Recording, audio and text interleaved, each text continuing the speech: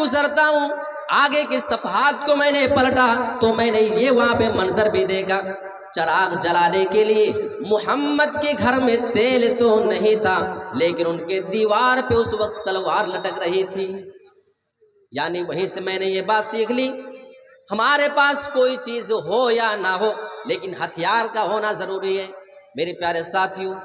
آج آپ دیکھ لو ملکی پیمانے پہ جتنے دیشوں کے درمیان آج جنگ ہوا کرتے ہیں،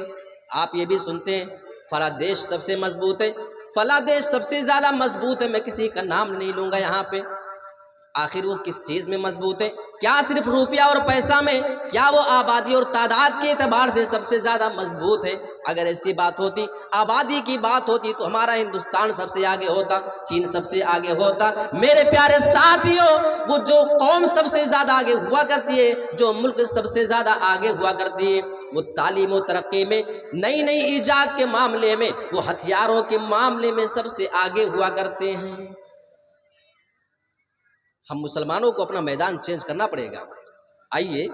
آپ کو میں سب سے پہلے وحی کے ایک لفظ سے کچھ بات سمجھاتا ہوں۔ اللہ رب العالمین نے اپنے رسول کے اوپر جو پہلی آیت نازل کی، نماز نہیں بتائی، روزہ نہیں، حج زکوٰۃ نہیں، کیونکہ وہ تو بعد میں کرتے ہی رہنا۔ سب سے پہلے فرمایا اقرا، پڑھ، تعلیم حاصل کر۔ اب علماء موجود ہے، آپ پوچھ لیں، یہاں پہ اللہ نے یہ نہیں بتایا کہ کیا پڑھنا ہے،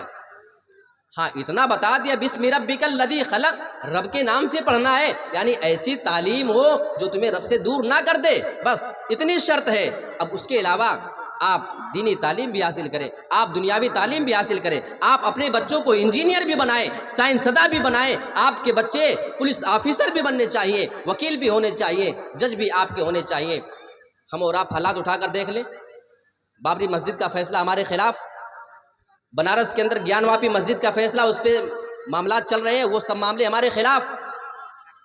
اب ہم جب نظر اٹھا کر کے جا کر دیکھ لیں کہ وہاں پہ جتنے ججوں کی کمیٹی بیٹھتی ہے اور جتنے وکیل وہاں پہ ہوتے ہیں، آپ جا کر نظر اٹھا کر دیکھ لیں اس میں مسلمان کتنے ہیں۔ ہم نے اس لائق اپنے بچوں کو بنایا نہیں، ہم شکوہ کس سے کر رہے ہیں؟ ہم نے تعلیم اور ترقی کے لیے صرف اتنا سمجھا ہے کہ ہمارا بیٹا 8 پڑھ لے، 10 پڑھ لے، ممبئی اور دلی جا کر کے کمائے گا، روزی روٹی تو ہماری چل جائے گی۔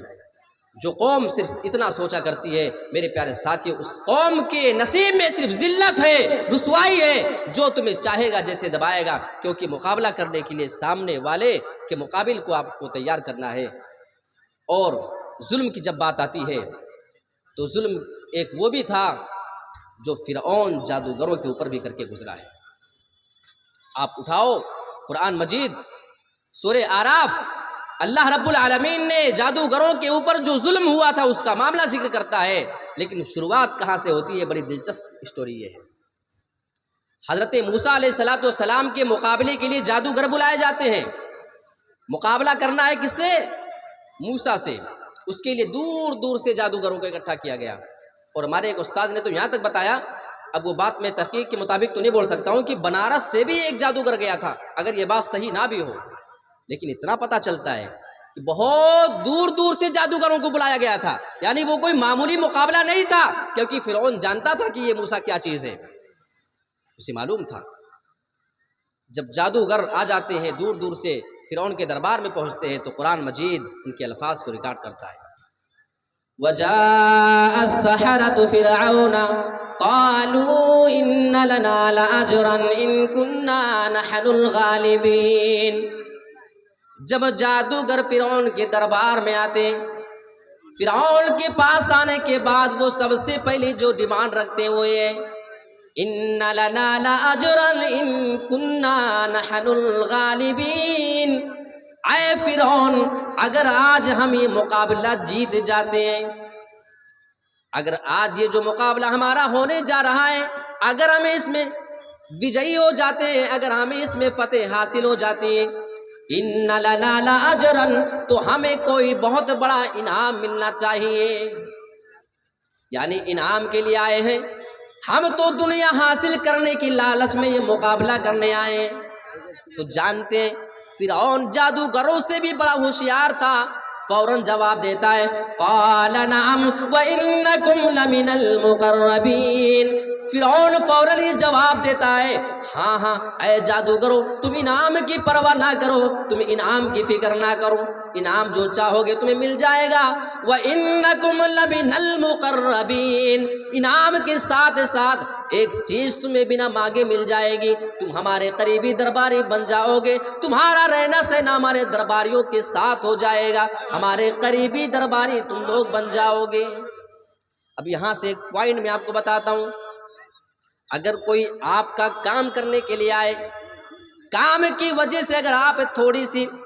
اجرت زیادہ دینے کا وعدہ کر لیں تو اس آدمی کو کام کے اندر اور زیادہ دلچسپی پیدا ہو جائے گی۔ یہ فرعون کا نسخہ تھا، اس نے کہا کہ تمہیں انعام کی پرواہ کرنے کی ضرورت نہیں ہے، انعام کے ساتھ ساتھ قریبی درباری بھی بنا لوں گا اپنا۔ اب جادوگر ایک دم ریڈی ہو گئے، لیکن جانتے ہیں ایک ایک بات میں ہمارے لیے نصیحت ہے، جادوگر بہت بڑے بڑے آئے تھے، انہیں اپنی جادوگری پہ بڑا بھروسہ تھا، اپنے کرتب پر، کوئی معمولی جادوگر نہیں تھے، لیکن اللہ رب العالمین نے بتایا ہے کہ جادوگر جب فرعون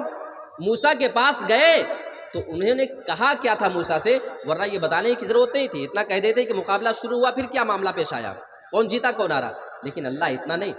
قرآن مجید میں اللہ نے باقاعدہ ایک آیت میں یہ بتایا ہے کہ جانے کے پاس کیا کہتے ہیں، دیکھیے اللہ رب العالمین فرماتا ہے قالوا یا موسیٰ اما ان تلقی و اما ان نکون نحن الملقین۔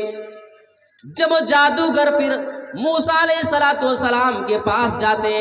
انہوں نے کہا یا موسیٰ، اے موسیٰ، اما ان تلقی و اما ان نکون نحن الملقین، اے موسیٰ پہلے تم اپنا کرتب دکھاؤ گے، پہلے تمہیں جو ڈال کر کے پیش کرنا ہے تم دکھاؤ گے، وَإِمَّا أَن نَّكُونَ نَحْنُ الْمُلْقِينَ، یا ہم پہلے اپنا کرتب پیش کریں، کیا کہتے ہو، تمہارا مشورہ کیا ہے؟